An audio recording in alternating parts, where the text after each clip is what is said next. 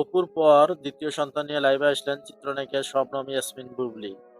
বেশ কিছু সংবাদ মাধ্যমের তথ্য অনুযায়ী চিত্রনায়িকা শবনম ইয়াসমিন বুবলী দ্বিতীয় সন্তানের মা হওয়ার জন্য 2026 সালের শুরুর দিকে যুক্তরাষ্ট্রের উদ্দেশ্যে দেশ ছাড়েন তিনি।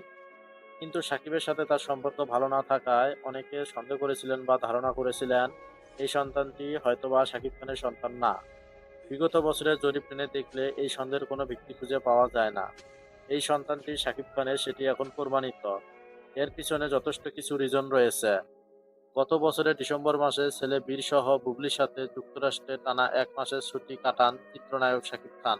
এই বিষয়টি আমরা সকলে অবগত আছি। তার কয়েক মাস পর বুবলির পেটে সন্তানটি প্রকাশ্যে আসে। আর এটা জানাজানি হবার সাথে সাথে দেশ ত্যাগ করেন চিত্রনায়িকা শবনম ইয়াসমিন বুবলী।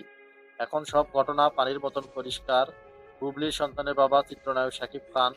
এখন বুবলি দ্বিতীয় সন্তানের মা, আর শাকিব খান দ্বিতীয় সন্তানের বাবা।